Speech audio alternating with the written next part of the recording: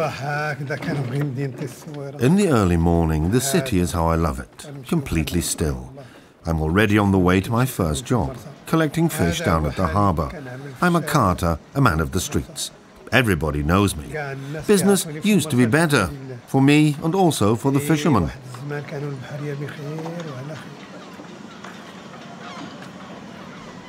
For many years now, Ibrahim Fratli has been pushing his cart into the heart of this legendary city in southern Morocco, the port of Essaouira.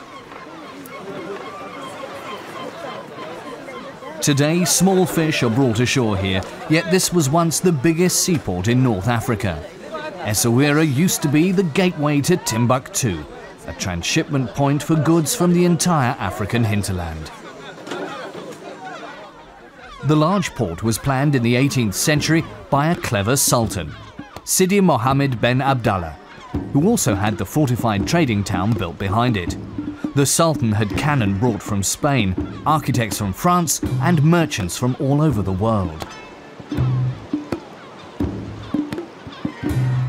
Essaouira, a fortified port on the Atlantic, built on rock and buffeted by the wind.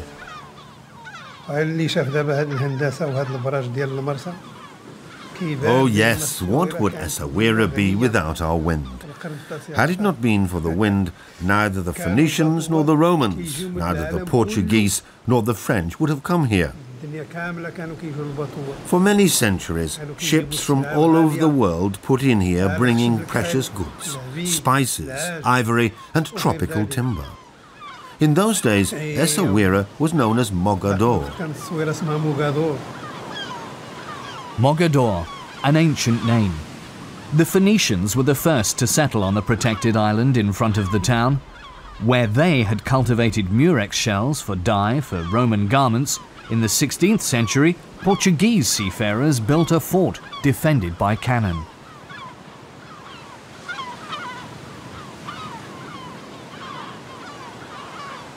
In the 19th century, prisoners were tortured here in the open air. Today, birds nest on the deserted island in front of the town. The site is now a nature reserve.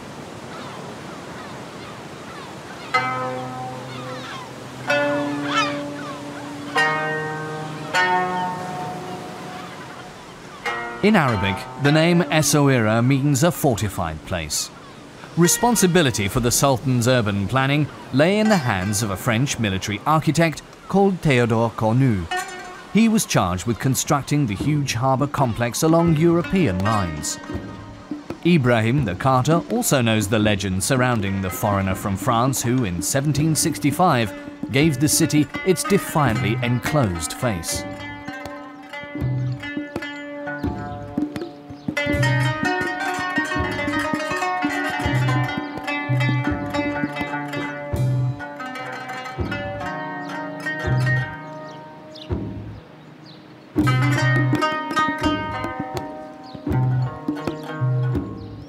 Essaouira's old town is still surrounded by fortified walls, even though there is nothing more to defend.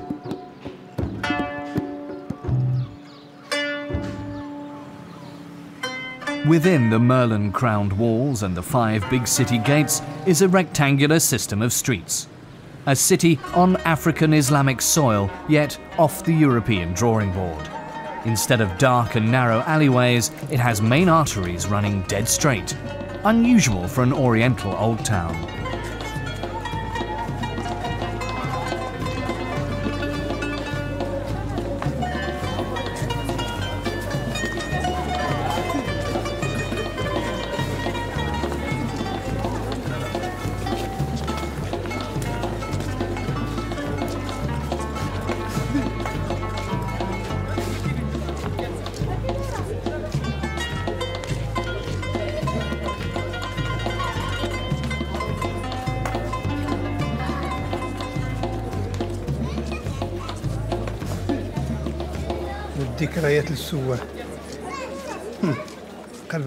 Where once there were stores for us, now there are boutiques and souvenir shops. The heart of the old town is still the Sidi Souk Jidi market. The corn market is on the left, the fish and vegetables market on the right.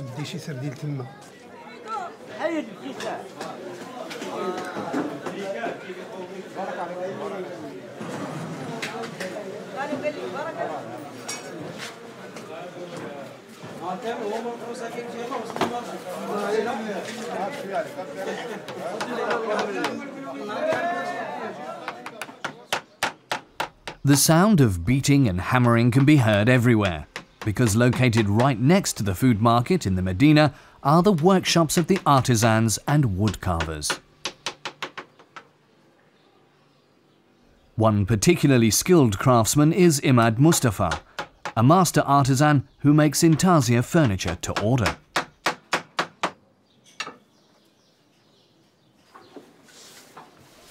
Rich in tradition, the art of working with thuja wood is still a noble craft and an important economic factor in Essaouira. It takes more than a month to produce a table like this.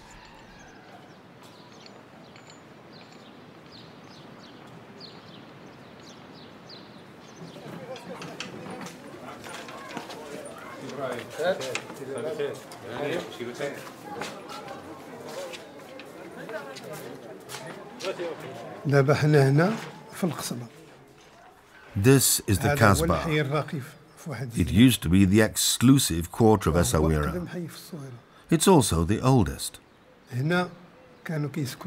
This was where the wealthy lived, and where many nations had their diplomatic missions. But those days are gone. The old doors at the entrance to the former Portuguese consulate are covered in mildew, and birds nest in the rafters. And the Christian church is in danger of collapsing.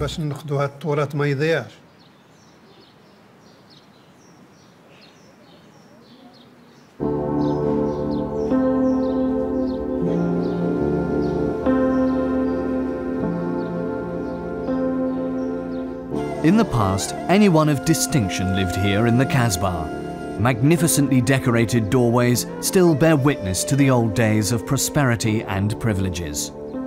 Along with the Arab and Bedouin upper class, until the late 19th century, several prosperous Christian and Jewish merchants from Europe also resided in the Kasbah. Essaouira was a cosmopolitan city.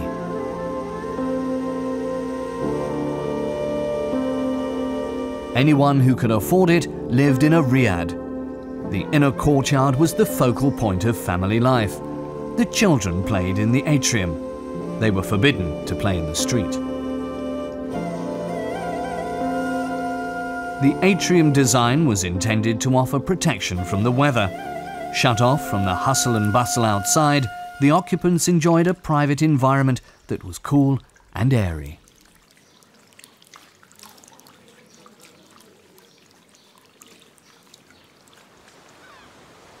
Nowhere in Morocco does the wind blow as strongly as in Essaouira, and with the wind comes sand. Dar Sultan, at one time a splendid palace with 5 pavilions, stood here, furnished with the finest European furniture. Wind, sand, and time have destroyed it. The walls have been eaten away. Little remains of the heyday of Sultan Sidi Abdallah's reign in the 18th century.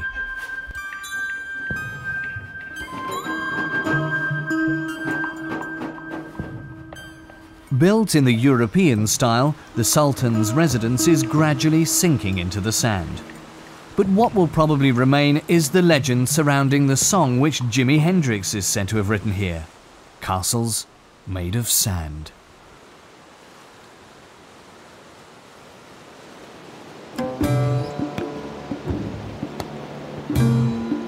The city's fortifications were not built on sand.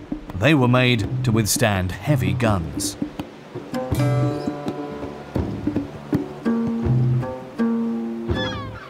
Back then, European fortress architecture protected the Islamic Medina and a trading centre with more than 50 branch offices representing companies worldwide.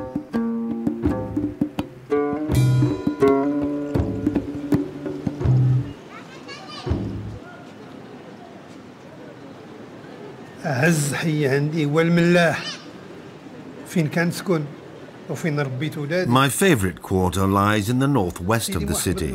It's called Mala. Entire streets of buildings were pulled down, and the quarter is only slowly being renovated. The Mala was the Jewish quarter. They were brought to Essaouira by our Sultan, Sidi Abdellah.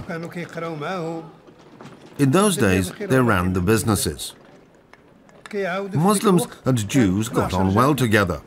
At one time, there were 12 mosques for 8,000 Muslims and 36 synagogues for 10,000 Jews. But the Jews have gone, and there's no money to renovate the Mala. Today, the Mala is home to poor people, carters like me. Things are cramped here, but the quarter's not expensive.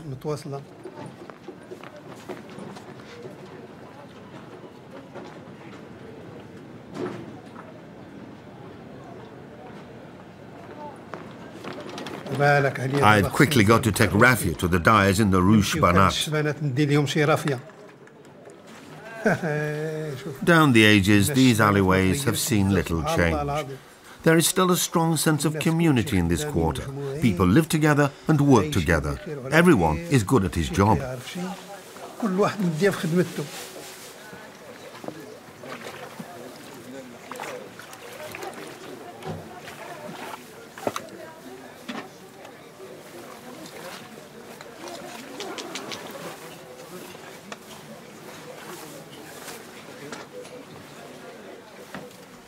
Ibrahim Fratli likes coming to the dyers. In these old stone vats, sheep's wool and raffia, the bast from palm trees, are given bright colours. Craftsmen in the quarter use the material to make shoes, cloth and carpets.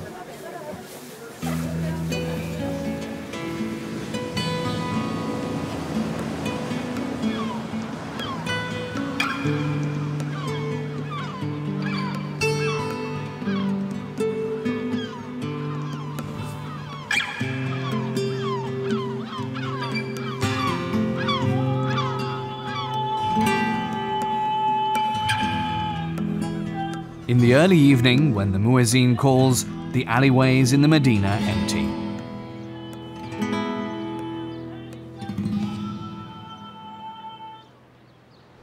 After prayers, Ibrahim enjoys a glass of mint tea.